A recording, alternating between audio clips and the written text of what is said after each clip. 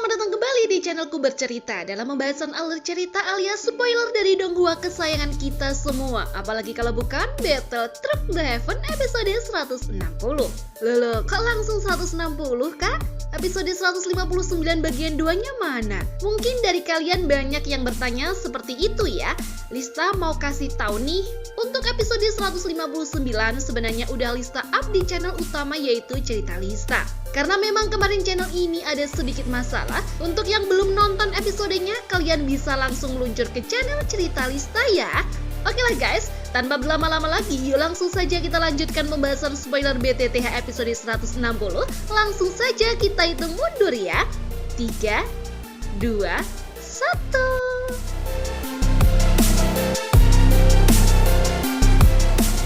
Sebelumnya diceritakan Shoyan telah berhasil mengalahkan Tiansun keempat Aula Jiwa Suhei, dan di bawah komandonya Shoyan pun berhasil memukul mundur sekte Singa Mendalam dan memenangkan peperangan itu. Teriakan penuh kemenangan bergema di seluruh penjuru benteng. Shoyan hanya bisa menggeleng pelan dan tersenyum tipis ketika Sailin dengan gaya khasnya yang penuh sindiran dan ledekan menggodanya karena kembali tampil sebagai pahlawan sendirian. Sementara para tetua serta para ahli Dousun dari dataran tengah yang telah dikumpulkan oleh Yalao memberikan penghormatan mereka kepada Shoyan. Mereka sangat terkesan dan tidak menyangka bahwa reputasi luar biasa yang selama ini melekat pada Shoyan benar-benar nyata. Pemuda itu berhasil membuat Tiansun keempat dari Aula Jiwa porak-porandanya dalam beberapa kali serangan. Shoyan hanya bisa tersipu mendengar pujian yang bergema dari berbagai arah.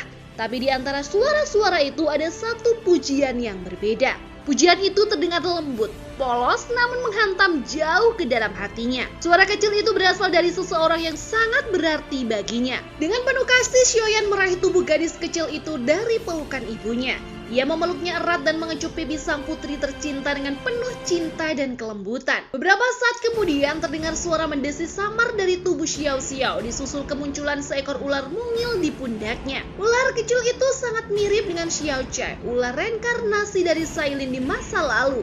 Masih ingat kan kalian? Barulah setelah itu Shoyan benar-benar memahami bahwa Xiao Chai, sang ular piton penelan surga 7 warna itu ternyata tidak sepenuhnya menyatu dengan Medusa. Ternyata sebagian dari eksistensinya adalah pecahan jiwa yang terpisah yang lahir bersama dengan Xiao Xiao. Kabar ini membuat Shoyan merasa sangat bahagia, apalagi setelah mengetahui bahwa Xiao Xiao langsung terlahir sebagai seorang Dousong karena mewarisi kekuatan luar biasa dari salah satu suku ular kuno paling kuat itu. Namun demikian, Shoyan menyadari bahwa kemampuan yang dimiliki Xiao Chai masih merupakan kekuatan pinjaman. Ia tidak ingin putrinya tumbuh hanya mengandalkan warisan kekuatan luar.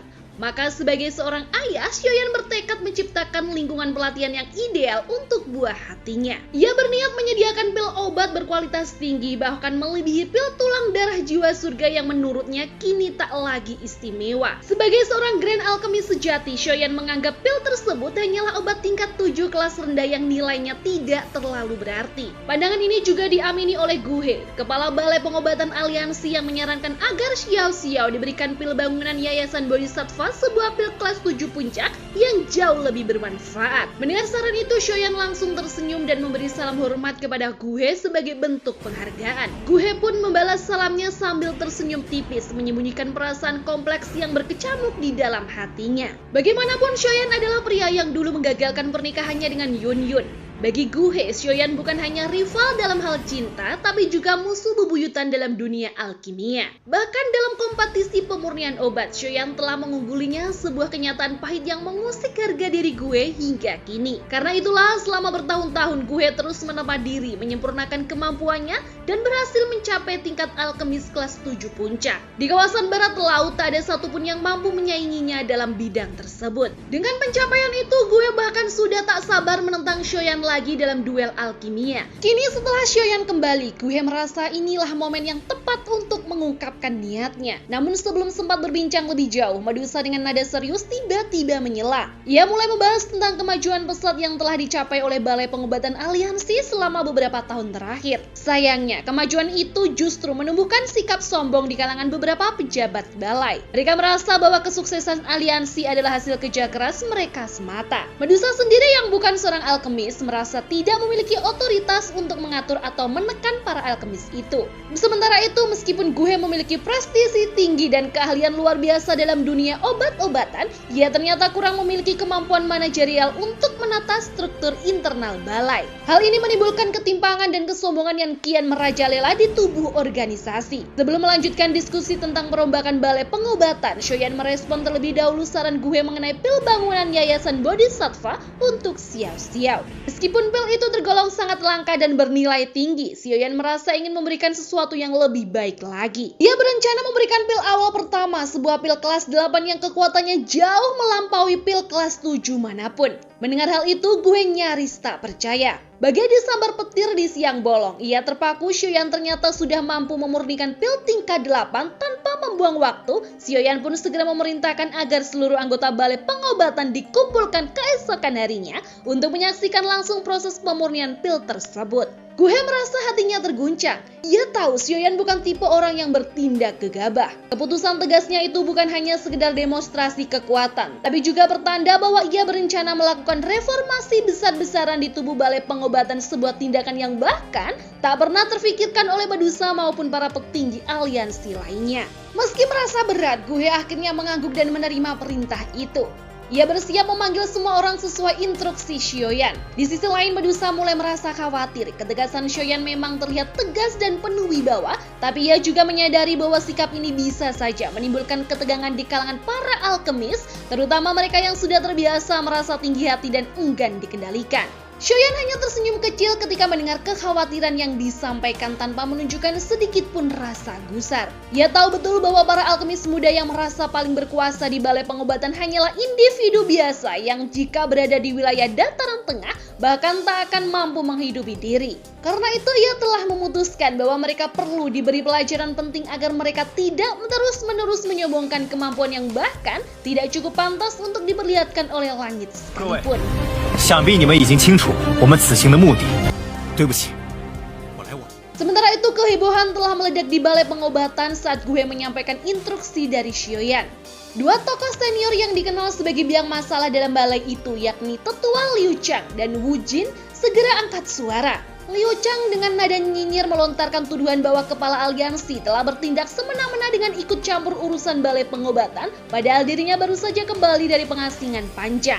Status Liu Chang sebagai alkemis tingkat 7 memberinya pengaruh besar di mata para alkemis lainnya, sehingga beberapa dari mereka langsung menyatakan dukungan atas sikapnya. Guhe yang duduk sebagai ketua di ruang utama tak mengucapkan sepatah kata pun. Ia memang tak memiliki karisma kepemimpinan yang kuat untuk mengendalikan suasana.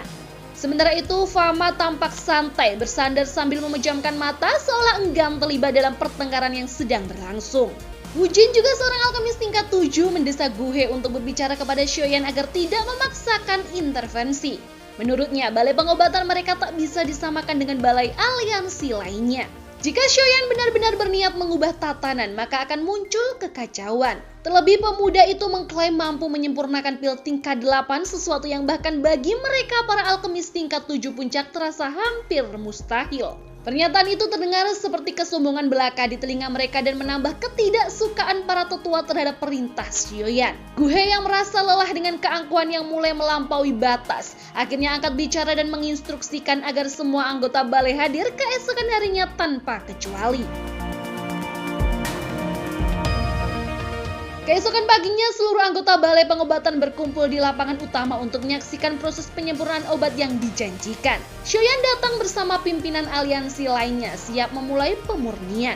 Namun Liu Chang dan Wu Jin muncul terlambat, datang dengan belasan pengikut mereka dan memberikan salam bernada sinis kepada Shoyan. Tanpa menunjukkan emosi, Shoyan mempersilahkan mereka duduk. Sikap dinginnya membuat kedua tetua itu hanya bisa menggertakkan gigi karena jelas terlihat bahwa Shoyan tidak menganggap mereka berharga meski status mereka tinggi. Liu Chang, Wu Jin, dan bahkan Guhe tak bisa menyembunyikan keterkejutan saat Shoyan mulai memancarkan kekuatan spiritualnya yang luar biasa padat.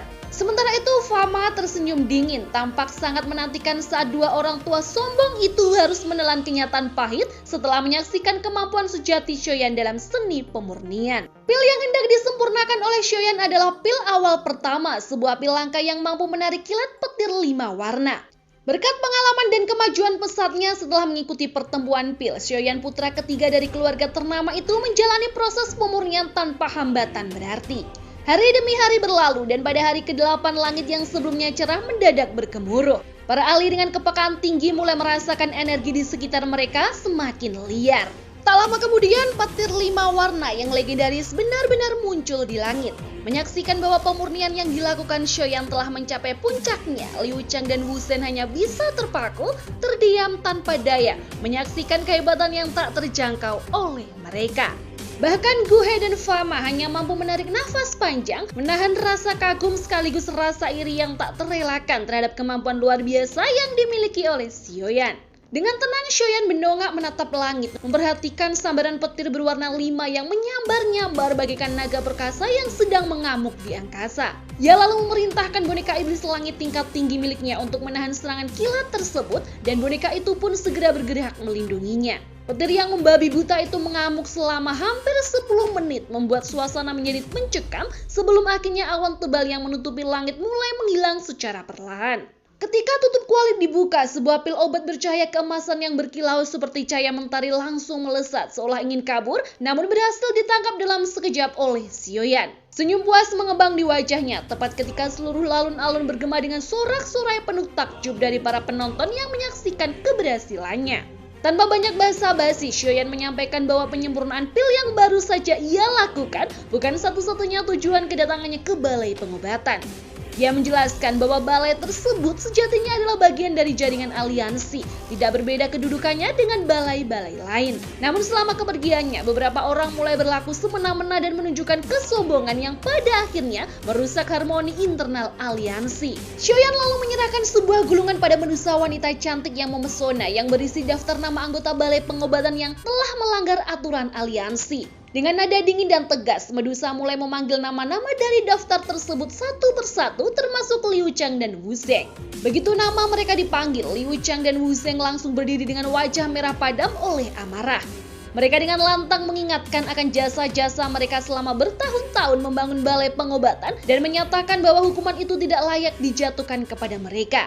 Namun Xiaoyan tetap pada pendiriannya. Dengan suara yang keras dan penuh wibawa, ia menegaskan bahwa tidak satu pun dari mereka dapat lolos dari hukuman yang telah ditetapkan. Pernyataan tegas itu membuat wajah kedua tetua itu menjadi pucat pasi. Mereka lalu menyatakan bahwa mereka memilih untuk keluar dari balai pengobatan dan mengajak siapapun yang setuju dengan mereka untuk ikut serta. Beberapa pengikut setia mereka dan sejumlah nama yang juga masuk daftar pelanggaran pun maju, seolah hendak membentuk kelompok baru sebagai bentuk perlawanan. Kedua tetua itu tersenyum puas menyangka mereka telah berhasil mempermalukan Xiaoyan di depan publik. Namun harapan mereka langsung hancur ketika Xiaoyan tanpa sedikit pun menunjukkan rasa terpojok dengan tenang meminta Medusa menyebutkan hukuman bagi siapa saja yang mengkhianati aliansi. Dengan suara dingin dan tegas, Medusa mengumumkan bahwa pengkhianatan semacam itu hanya layak dibayar dengan kematian. Liu Chang dan Wu Zhen membeku mendengar vonis tersebut. Dengan suara gemetar, mereka bertanya apakah Xiaoyan sungguh berniat membunuh mereka di hadapan orang banyak. Namun Xiaoyan tidak menunjukkan belas kasihan sedikit pun. Ia kembali menjelaskan bahwa setiap anggota bebas meninggalkan aliansi secara baik-baik, namun jika seseorang mencoba menggunakan kepergian itu sebagai dalih untuk melarikan diri dari hukuman, maka aliansi tidak lebih dari taman bermain bagi para penjahat. Para alkemis balai pengobatan hanya bisa menunduk malu, menyadari bahwa selama ini mereka memang telah berlaku terlalu sombong dalam lingkungan aliansi. Melihat pasukan aliansi bersiap menangkap mereka, Liu Chang dan Wu Zhen yang dikuasai rasa takut mengertakkan gigi lalu berteriak penuh kemarahan dan mencoba melarikan diri. Namun mereka terlalu lambat. Dengan satu gerakan tangannya yang dingin, Xiaoyan memanggil kekuatan tak terlihat yang langsung membungkus dan menahan mereka. Dalam sekejap dua pengkhianat itu dibanting keras ke tanah oleh energi Xiaoyan yang begitu kuat dan mematikan. Pada titik inilah Liu Chang dan Wu Zhen mulai ketakutan. Wajah mereka pucat, suara mereka gemetar saat memohon ampun kepada Xiaoyan bersumpah akan memperbaiki kesalahan dan setia kepada aliansi. Namun Xiaoyan tetap bersikap dingin dan tak menunjukkan sedikit pun belas kasihan. Dengan satu gerakan tangan, ia menyerahkan keduanya ke pasukan ahli dari aliansi yang segera menyergap mereka bagaikan sekawan serigala memburu mangsanya. Tak hanya mereka, para pengikut yang semula berniat membelot pun ikut ditangkap. Dengan demikian, kekacauan yang sempat menguncang balai pengobatan pun berhasil dipadamkan. Akan tetapi reformasi yang diinginkan Shoyan belum berakhir. Dengan suara yang penuh wibawa, ia memanggil Guhe. Panggilan itu mengguncang batin Guhe yang segera memberi hormat penuh ketundukan. Shoyan tanpa ragu mencopot Guhe dari jabatan sebagai pemimpin balai pengobatan karena kegagalannya menjaga stabilitas dan kinerja lembaga tersebut. Sebagai pengganti, ia menunjuk Fama untuk mengemban tugas sebagai kepala balai yang baru. Guhe menerima keputusan itu dengan pasrah. Ia menyadari kekurangannya dan tak membantah. Namun rasa terkejut muncul di wajahnya ketika Shoyan menyerahkan sebuah teknik kuno untuk melatih kekuatan jiwa kepada seluruh alkemis tingkat 7 di balai tersebut. Metode ini yang dipercaya telah lenyap sejak zaman dahulu dikatakan mampu membawa alkemis tingkat 7 naik ke kelas menjadi alkemis tingkat 8 dalam waktu relatif singkat. Dengan tangan gemetar dan mata berbinar, Guhe dan Fama menerima gulungan berisi teknik tersebut. Semangat mereka menyala kembali dan mereka tahu betapa berharganya warisan itu. Medusa yang menyaksikan semua ini hanya bisa tersenyum kecil.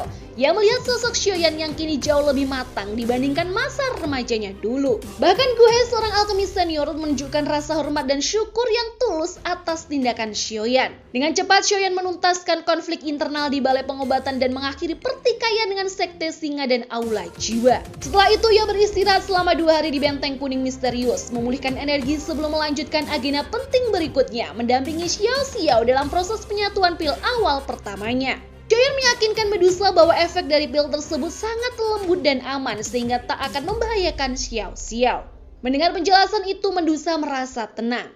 Ia melihat dengan penuh perhatian saat Shoyan memasukkan pil ke dalam mulut kecil Xiao Xiao yang memandangi obat itu dengan rasa ingin tahu. Tak lama pil tersebut berubah menjadi cahaya lembut yang masuk ke dalam tubuh gadis kecil itu. Mata Xiao Xiao pun tertutup perlahan, pertanda kekuatan obat telah mulai menyatu dengan tubuhnya. Medusa dengan penuh kasih mengusap tubuh anaknya lalu memutuskan untuk menunggu Xiao Xiao sadar.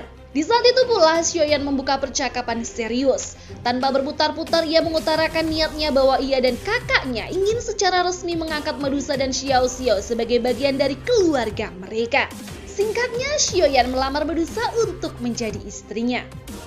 Jadi setelah menyapu bersih pengkhianat, menyusun ulang struktur organisasi dan bahkan memberikan warisan berharga, Shoyan menutup misinya dengan sebuah lamaran serius. Kira-kira nih si Yuan membuat kejutan apa lagi ya dalam episode ini? Semoga rilis dongguannya gak jauh-jauh beda dengan novelnya ya.